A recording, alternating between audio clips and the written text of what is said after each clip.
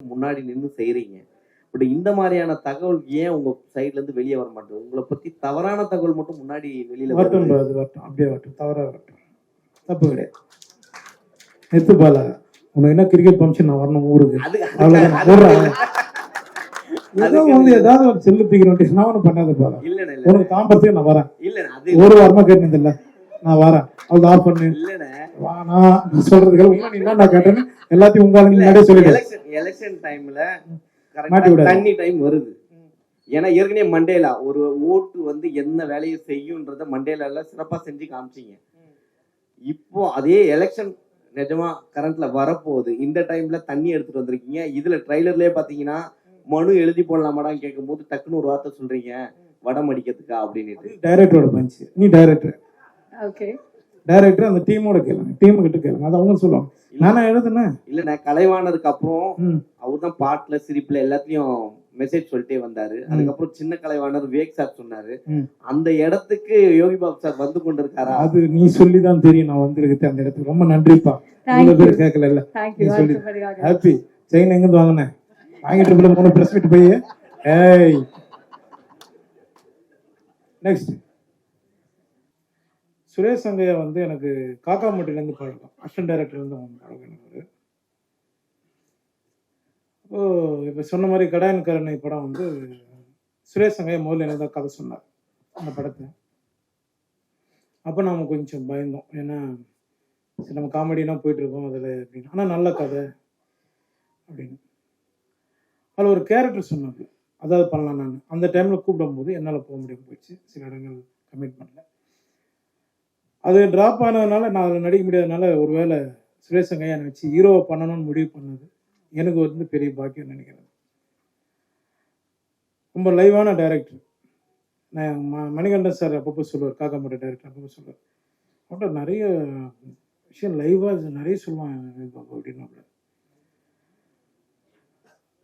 கடைசியாக நாங்கள் ஷூட்டிங் பண்ணிட்டு இருக்கும்போது ஒரு முறை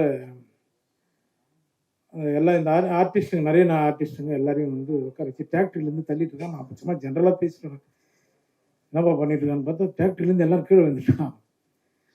ஏய் என்ன பண்ணிட்டு இருக்க? லைவாக வந்தால் தான் நான் சூப்பராக இருக்கும் அப்படின்னா. அதுக்காக என்னடா எல்லாரும் கீழே மண்ணு கொட்டுற மாதிரி கொட்டிட்டு இருக்க அப்படின்னு. எல்லா விஷயமும் லைவாக பண்ணி ஒரு விஷயமும் இந்த படத்தை பெரிய அளவில் கொண்டு வந்தது சுரேஷ் சங்கையா. ஷார்ட் எடுத்துன்னே இருப்போம். கேமராமேன் வந்து சார் வந்து ஃப்ரேம் செட் பண்ணுற கேப்பில் ஆனால் இன்னொரு கதை இருக்குண்ணா அப்படின்னு. என்னப்பா அப்படின்னு. இதே முடியல போகணும் அப்படின்னு கேளு அப்படின்னு அந்த 15 நிமிஷத்தில் ஒரு கதை சொல்லியிருக்கேன் அப்படின்ட்டு. அடுத்த படம் தான் பண்ணுறோம், ரமேஷ் சார் கிட்ட போய் போட்டுருவோம் போயிட்டு அப்படின்னு. அப்படி நல்ல டைரக்டர் மிஸ் பண்ணிட்டோம். கருப்பணியப்பன் சாருக்கு நான் ரொம்ப நன்றி தெரிவிச்சுக்கிறேன் சார். ஏன்னா எனக்கும் அவருக்கு ஒரு பெண்டிங் இருக்குது. சீக்கிரம் அதை சந்திச்சலாம் சார். ஜெகன் சார், உங்களோட நான் என் ஆளோட சிறப்புக்கான படம் பண்ணேன். அன்னைக்கு அவர் சொன்னது உண்மைதான். ஆனால் அது எப்படி சொல்றது சார், நான் வந்து உங்களை வந்து அண்ணனா பார்த்தேன் சார், அவ்வளோதான் சார். அப்புறம் நெல்சன் சார் சொன்னார், சீக்கிரம் அசிஸ்டன்ட் டைரக்டர் நிறைய வாய்ப்பு கொடுங்க. நான் நிறைய பேர் கொடுத்துருக்கேன் சார். சுரேஷ் சங்கையா அசிஸ்டன்ட் 5 பேர் எனக்கு கதை சொல்லியிருக்காங்க. அதுல பேர் நான் சொல்லாதீங்க, யார் கதை நம்ம நீங்க ஒன்றும் சொல்லக்கூடாது இல்லை எல்லாருக்கும். ஏன்னா நானும் ஒரு அசிஸ்டன்ட் டைரக்டராக தான் வந்து ராம்பாலா சார் கிட்ட லொல்லு சார் வந்து. அதனால் அந்த வழி எனக்கு தெரியும். இன்னைக்கு வர்றதுக்கு முன்னாடி ப்ராமிஸாக சொல்கிறேன், வர்றதுக்கு முன்னாடி 3 பேர்கிட்ட என் கார்டனில் கதை கேட்டுட்டு தான் வரேன். சார் சொன்ன மாதிரி பணம் முக்கியம் கிடையாது. இதே பரணி ஸ்டுடியோவில் ஏவிஎம்லாம் வந்து ஒரு டைலாக் 2 டைலாக் பேசி ரோட்டில் நின்று இருக்கேன். பணம் முக்கியம் இல்லை சார். கரெக்ட் தான் சார். மேடை ஏறி சாமி இல்லைன்னு சொல்கிறத விட ஆமாம் சார், அப்படி பார்த்தோன்னா நம்மளால இஎம்ஐ கட்ட முடியாது சார். ஊறப்பட்ட பிரச்சனை இருக்குது. அத்தனை அசிஸ்டன்ட் டைரக்டர் போகிறாங்க. இன்னைக்கு யார் சார் எந்த ப்ரொடக்ஷனில் நீங்கள் வந்து அவங்களுக்கு ஒரு வாய்ப்பு கொடுக்குறீங்க? கரெக்ட் தானே? அதனால் அதை நான் வந்து முக்கியத்துவம் கொடுப்பேன் சார். எப்போவுமே எல்லா அசிஸ்டன்ட் டைரக்டருமே எல்லாருமே நான் கொடுப்பேன். இன்னொன்று ஒரு ஒரு சின்ன ஆசை அதையும் பண்ணிகிட்ருக்கேன். எப்படியும் அதையும் எழுதிடுங்க நம்ம நண்பர்கள்லாம். ஒரு சின்ன கதை பண்ணி ஒரு அசிஸ்டன்ட் டைரக்டர் ஒரு வாய்ப்பு கொடுத்துருக்கு சார், ஒரு ப்ரொடியூசர் பிடிச்சி. அதுக்குள்ள யார் அது? அதுக்குள்ள யாரும் சொன்னாங்க அது எப்படி இருக்குன்றாங்க. சுரேஷ் சங்கையா, நீ வந்து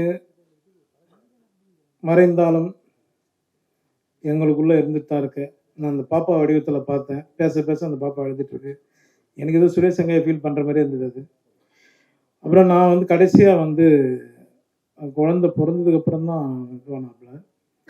நான் அந்த குழந்தைக்கு ஒரு இது பண்ணுறேன்னு சொல்லி நான் அசிஸ்டன்ட் டாக்டர் எல்லாரும் அந்த ஃபங்க்ஷனில் சொல்லியிருந்தேன். இப்போ அதை நான் பண்ணி ஆகணும். ஏன்னா அவங்கள மேடம் இப்போ தான் பார்க்குறேன், அவங்க ஒய்ஃப் நேரில். அது உங்கள் முன்னாடியே நான் பண்ணிடலான்னு இருக்கேன். பண்ணலாமா சொல்லுங்கள்.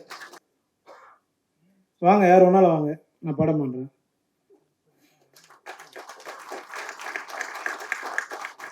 நான் ஒரு நம்பிக்கை வச்சுருப்பேன் சார். இன்னும் நான் மேடை ஏறி சாமி இல்லைன்னு சொல்கிறத விட மலை ஏறி சாமி கும்பிட்டுனாங்க.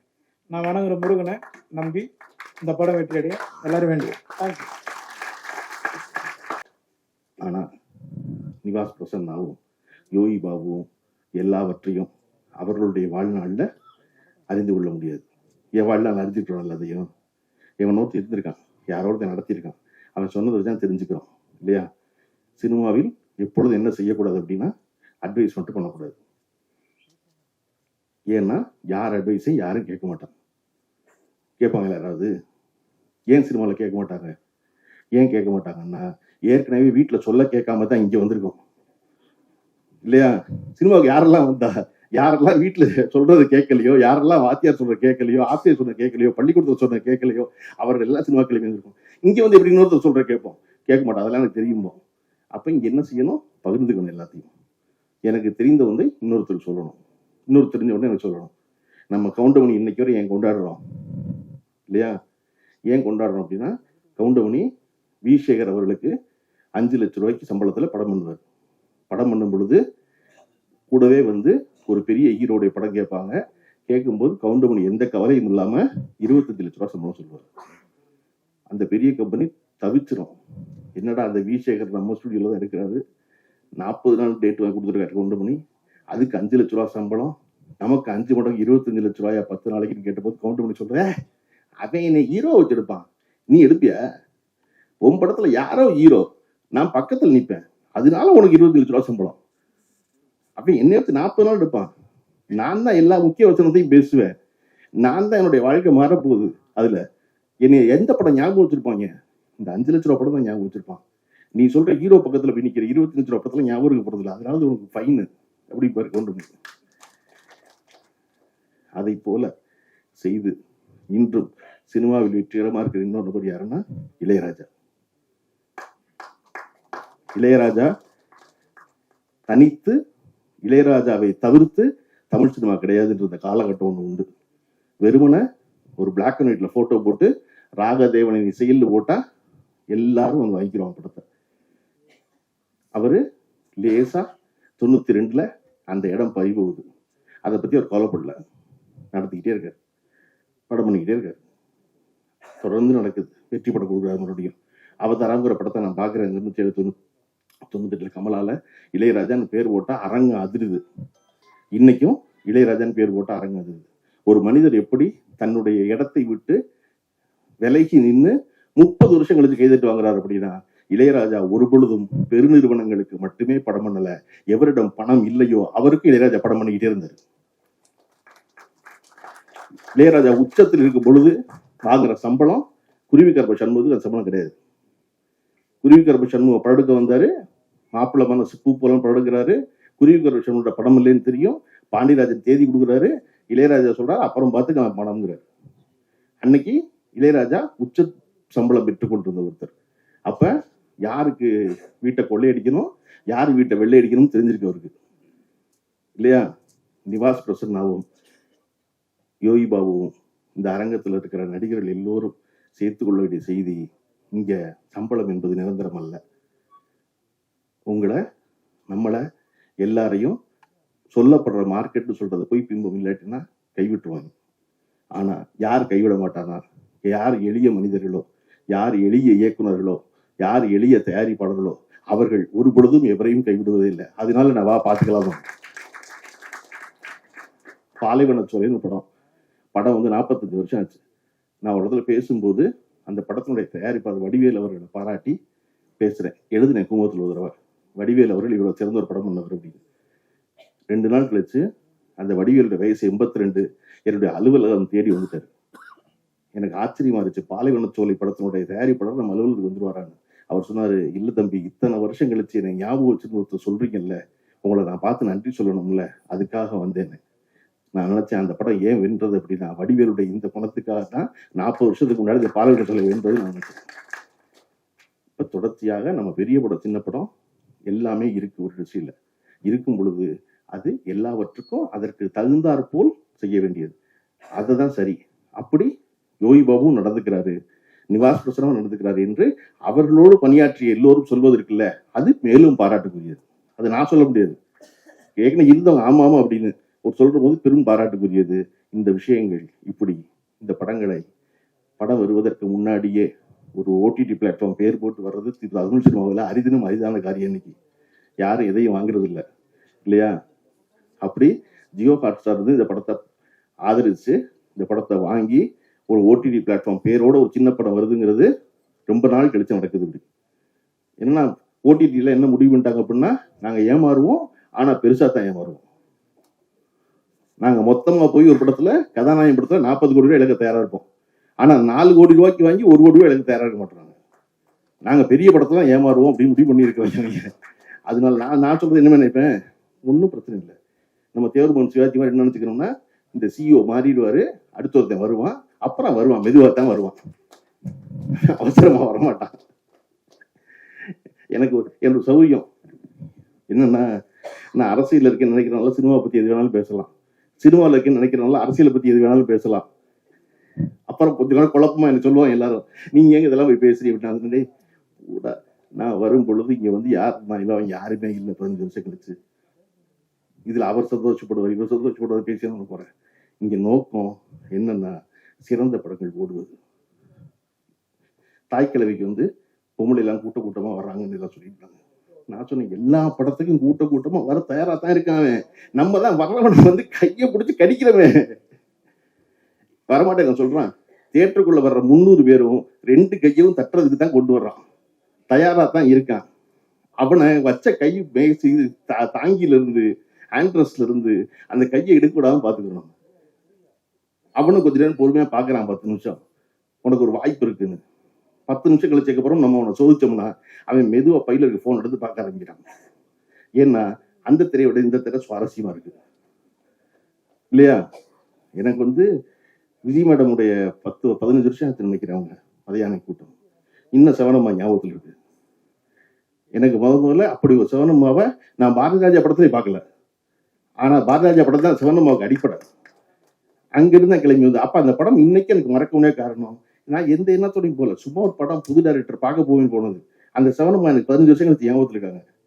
அப்படித்தான் ரசிகர்கள் எல்லோருக்கும் சிறந்ததை போற்றுவதற்காகத்தான் அரங்கத்து வரோம். கிணத்தை காணும் படத்துடைய ட்ரெய்லர் எனக்கு காமிச்சாரு, ரொம்ப சிறப்பா இருந்துச்சு. கவிதாபாரதி சொன்னார் இல்லையா, தண்ணீர் படத்தை எடுத்த கிராமங்களுக்கு எல்லாம் போகணும்னு. தண்ணீர் எடுக்கப்பட்டது இந்த பரணி ஸ்டுடியோல. அது வந்து விருதுநகருக்கு பக்கத்துல இருக்க மஞ்சநாயக்கப்பட்டிங்கிற ஊர் தான் அப்ப செய்தியா இருந்துச்சு. எம்ஜிஆர் அவர்கள் முதலமைச்சராக இருக்கும்போது தண்ணி இல்லைன்னு அதை அடிப்படையா வச்சு கோபால் சுவாமி எழுதின நாடகத்தை வாங்கி பாலச்சந்தர் படம் பண்ணாரு. அப்ப அந்த மஞ்சநாயக்கம்பட்டியை வந்து அத்திப்பட்டின்னு பேரு மாத்தி அந்த மஞ்சநாயக்கம்பட்டியில போய் எடுக்க முடியாது படப்பிடிப்புன்னு அந்த தண்ணீர் முழுமையாக எடுக்கப்பட்டது இந்த பரணி ஸ்டுடியோல. ஆனா இன்றைய சினிமா அப்படி இருக்கா அப்படின்னா இல்ல. இன்னைக்கு அந்த இடத்துக்கே போகணும்.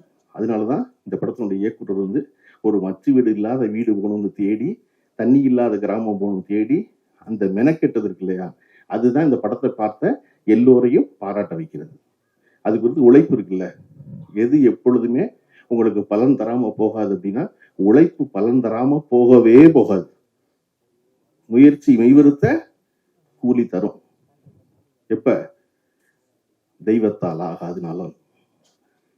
தெய்வத்தால் ஆகாது, ஸ்டேட்மெண்ட் முடிஞ்சிருச்சு வள்ளுவர் சொன்னது. தெய்வத்தால, ஐயோ தெய்வத்தாலே ஆகாதா அப்படின்னு டயர்ட் ஆயிடக்கூடாது இல்லையா? என்னடா தெய்வமே முடியாதுங்கிறாங்க, தெய்வத்தால் ஆகாது, ஃபுல் ஸ்டாப். அது எனினும் அப்படிங்கிறாரு. கடவுள் கைவிட்டா என்ன, இப்ப நீ முயற்சி பண்ணு, முயற்சி பண்ணா அது மெய் வருத்த கூலி தரும். இந்த படம் அத்தனை பேரும் மெய் வருத்த வேலி பார்த்திருக்காங்க. அதற்கான கூலியை எல்லோருக்கும் வந்து சேரட்டும் என்று வாழ்த்தி விடைபெறுகிறேன். நன்றி.